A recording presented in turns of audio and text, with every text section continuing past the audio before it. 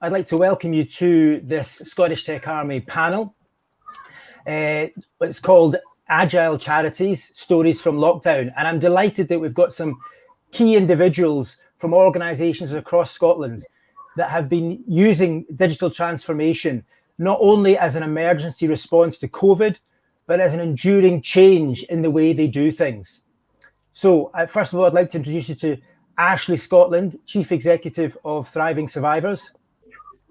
I'd like to introduce you to Robin McPherson from the Robert Gordon's College in Aberdeen.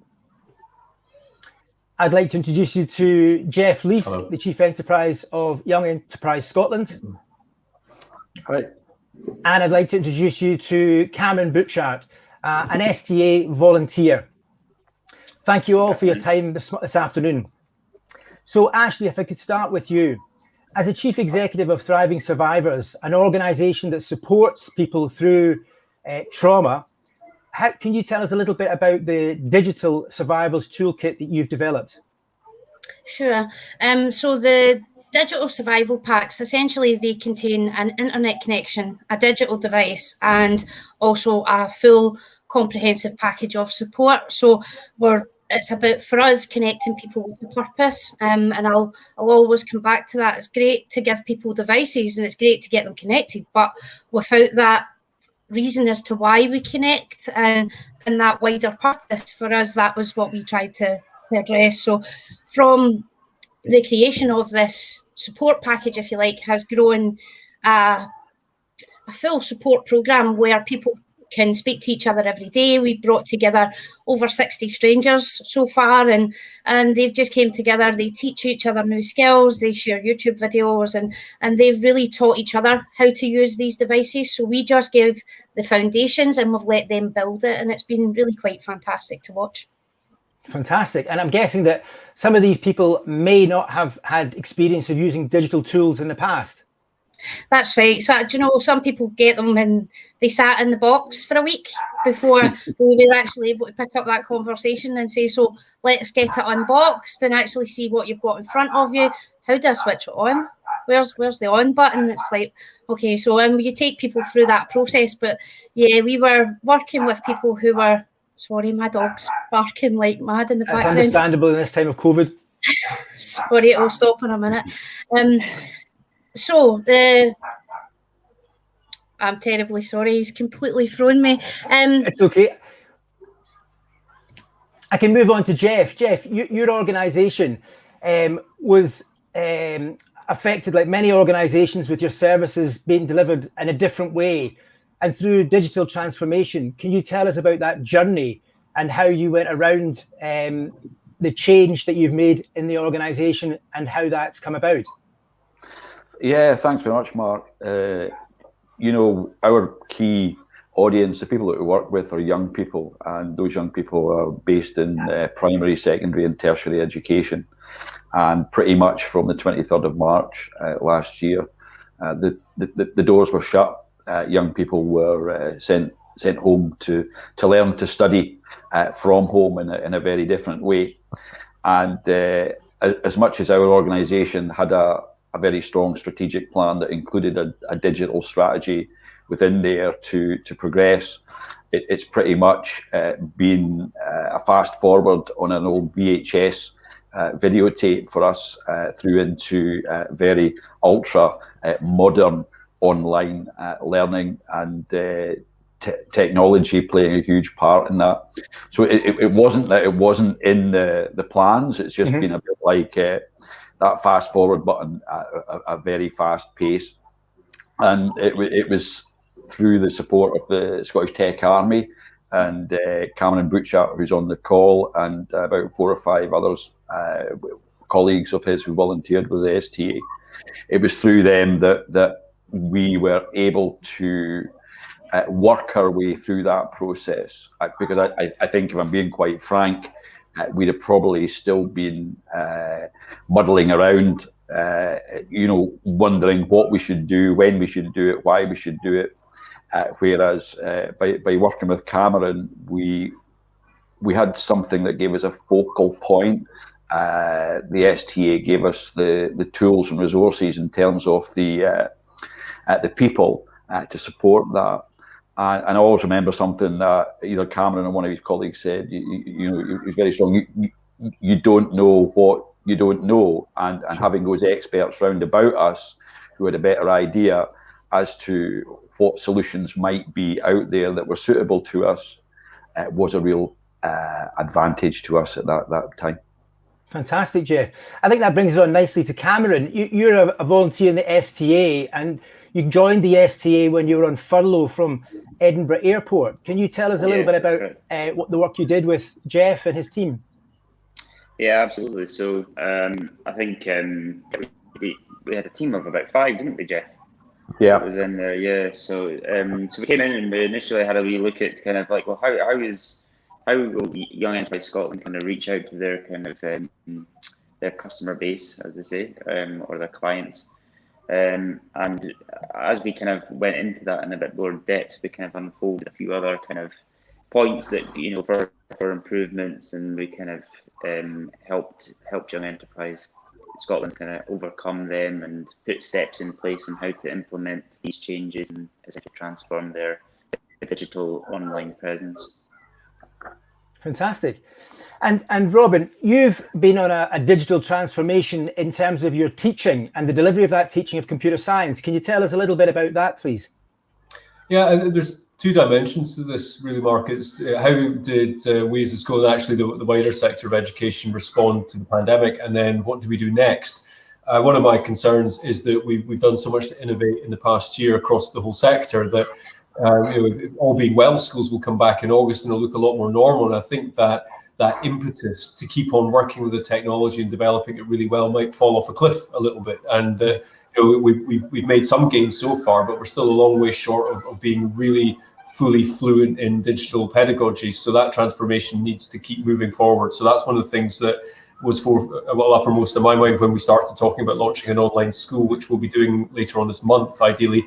And we really started looking at the future of computing science, because my feeling is that education, along with many other sectors, was not ready for this at all. And if you see what's happened with the SQA and assessment, then you know that could have been avoided if we'd been much more proactive about embracing technology in education. I was having conversations more than 10 years ago about, you know, the day will come when assessment all goes online, but in the meantime, everyone just thought, no, exams have got a place and handwriting has a place. And you know, if we'd really, you know, been faster to think about the possibility of technology and assessment, we wouldn't have had the problems that we've had in the last year. So it's been a bit like turning around an oil tanker, but we have learned very quickly. And I was interested right from the get-go in what I was seeing in the very first weeks of the first lockdown was that most teachers didn't like this, but some did and were very good at it naturally. And likewise for the children, most of them found this very difficult, but some actually preferred it, in fact, to school. So by looking at the work being done by those kids and those teachers, then, you know, how can we create a future school that can actually really help us combat digital poverty and the digital divide? You know, the school I'm in, we've got a very wide catchment area because we're an independent school. So we've got lots of kids coming from rural areas where Wi-Fi is a problem. We've got a wide range of pupils because we have a high number of bursaries. So not everyone has the access to tech at home, but we have one-to-one devices. So that was helpful. But it was very difficult to try and make sure that everyone could access learning all the time. And I think we've seen real strides in that because most people have invested in technology in some way because that's the way the world works. So that's created some of the infrastructure that we were naturally lacking. So we've had some conversations with, you know, the STA and with Mark Logan as well, looking at, you know, his review last summer saying, you know, education is the start of the pipeline, but we are very short in Scotland on computing science graduates, and that's a big issue. And if you look at the numbers of kids who are actually sitting computing science at National 5 and at higher, over the last 5 years, it's dropped about 20%. And the Logan Review basically says that we need to talk about computing science in the same way that we do physics, chemistry, biology. So that's what we're hoping to do, is to put it on that level. And the only way to do that, in the absence of the graduates really, is to have a national school and online school, because most schools are not offering it because there's not enough uptake from the kids, which means they're not going to go looking for teachers, which means we get the circular problem. If we have a national school where we can have teachers who are able to teach anyone in Scotland computing science, we can change that in the long term. And that really is something that has got very exciting potential. That sounds like a massive digital transformation. And like any change, some people may be hesitant or resistant to that type of change. Are you seeing that this is a welcome transformation, this idea that you're suggesting? It's a great question. So the reaction from people in industry has been overwhelmingly positive, because we've gone to companies, and the reaction from the Scottish Tech Army was brilliant. The initial first thought was that actually this is really welcome, and how can we support you? And without that support, I don't think we'd be anywhere close to launching anything at all. We needed that industry expertise. But it's that conversation between education and industry that needs to take place, because a lot of people we spoke to said that we've tried to get this kind of thing off the ground in the past and always been frustrated by officialdom. So that's where we need to kind of break through that and make sure that one of the big things we take out of the pandemic is long-lasting, sustainable change. I don't want this to be like the banking crisis. The credit crunch led to no reform of the banking sector, and it's still fairly vulnerable, I would say, not being a banking expert, but we didn't see the complete shift that we should have done with that. So we can't do that with technology and the pandemic. We've got to make sure that we come out the other side and life is very different, and that we can transform society for the better through engaging effectively with technology. I think that's a very good point, the transformation that didn't come out of the banking sector. But I think there have been some developments in currencies after 2018, especially online digital currencies. But Ashley, just thinking about your own work and the challenges you faced in getting access to technology, in getting access to funding, are there any challenges that you'd highlight to us that might need addressed going forward if we are to maintain the pace of digital change or even increase it? I think the Connecting Scotland have been wonderful in connecting people and getting devices out, and we certainly have tapped into that support after creating our own digital pack. So we went to them, but there's a lot of people going for it. We're all going for the same amount of devices, so there's only certain amounts in each allocated area. So for Glasgow, I think there was 9,000 kits to be delivered. There's so many more people in Glasgow. If you weigh that up, it's not proportionate. But then you've also got that every charity is trying to do the same thing right now, and that's connecting the people that they work with, whether that be schools or whatever shape that happens to take. But for sure, there needs to be more resources and more funding made available, because there is funding out there, but it's very small pots of funding to do website design or whatever that happens to be, sort of your service redevelopment. But when you're looking at actually delivering a project like I set up at scale, that's going to take a lot of money, and that's going to take a lot of funds. But I also believe that it's not for one organisation to do. I think there is something in the collective. We as an organisation can't possibly connect everybody with a purpose on our own. We need people like Jeff and the Scottish Tech Army, and we need as many people involved in that conversation and indeed that collective effort as possible. So funding is an issue, but I feel if there was organisations willing to come together with a very cohesive plan on how to deliver this in its entirety, then I think that would make a big difference. Yeah, I think you're right, Ashley, and I think what I'm hearing is that Robin's calling for more access to technology and the tools to enable that technical change, that delivery. But it's the same tools that you're needing for your project. So we shouldn't actually be competing with each other in terms of the physical resources that we need. I wonder, Jeff, do you think there is an opportunity for greater collaboration between organisations that seek this digital transformation, so that we're not in a competitive situation, but more in a collaborative situation that Ashley's and Robin's highlighted? I think you make a very good point, Mark. The words I had written down there were hashtag collaboration. That's only one word, hashtag collaboration. It's well Ashley was talking there. And if I speak from our perspective at Young Enterprise Scotland, we don't go into any project flying solo. We recognise where our strengths are, and we recognise that we can bring our sandwiches to the picnic, but if somebody else brings the cakes and somebody brings the juice along, then the picnic is going to be far greater for the people attending. And it's about us all playing a part in that. And I think the other point to make is that the availability of tech and the software and the hardware is great, and that will happen. But what we also need to make sure is that all people, and particularly starting in the area that we work with, young people, is that we make sure that we give them the mindset that gives them the confidence to be able to get involved and do something. And we need to be very cautious about not keeping the balance correct between the value that the tech will bring, but without that appropriate mindset and the meta skills attached to that young person, the tech will be useless. It will be absolutely useless. And if you think of what Ashley's achieved with her organisation, and many other organisations have achieved, entrepreneurial leaders in the third sector, there are many organisations that have not had success because they've not had that mindset within the leadership or the teams throughout that organisation. And I think there's this bigger role to play in terms of ensuring that enterprising mindset, that entrepreneurial mindset is developed in people alongside that. And you would expect me to say that, Mark, working for an organisation that has enterprise in the name, but absolutely, it's absolutely.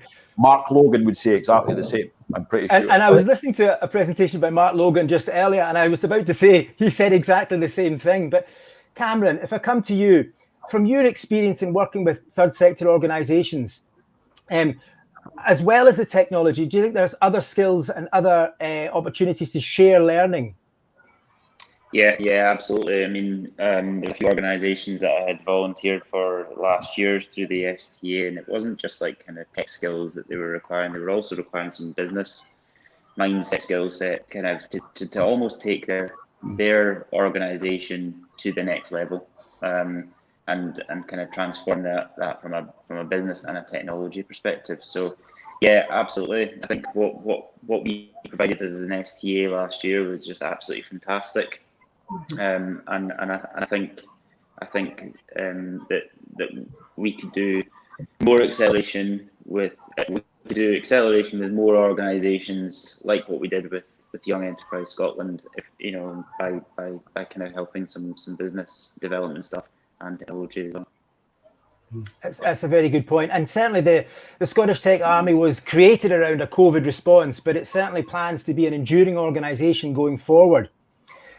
Robin, I'm just conscious of time, and I thought I might just let you close off with your final thoughts on where you think we need more support from. You mentioned Mark Logan's report around educational reform. Where do you think that additional support could come from? That's a really good question. If I can come back to actually something that Jeff said just a moment ago as well, and endorse that, is the significance of entrepreneurship and how important that is to build into the education system. And we're definitely making progress with that. But the interesting thing I found that when we talk to a lot of different people in different companies about, we said, we've got this idea, we're going to teach computing science and maths, and we're going to develop our own modules as well that go beyond the SQA curriculum to, what skills do you want to see in there? And they said, look, it's fine to get people who know their maths and their computing science and they can code, but do they actually have any of those interpersonal and soft skills that come from just actually coming up with a business plan and executing it? And that's where entrepreneurship is the final module we're putting in place to tie together this whole thing as a diploma. So actually it's about partnerships. I think if our idea had stayed strictly within the realms of education, it probably wouldn't have happened. And I think going forward, that's a big message for Education Scotland and the SQA to take on board, is they actually need to talk more widely and consult more widely, outside of their immediate realm of education, to find out what the future of Scotland is really about. And I think that Logan Review is such an important document, and it gives us actually a lot of really clear ideas that we can take forward. And it's basically incumbent on all of us to work together to make sure that happens. Well, thank you very much, lady and gentlemen.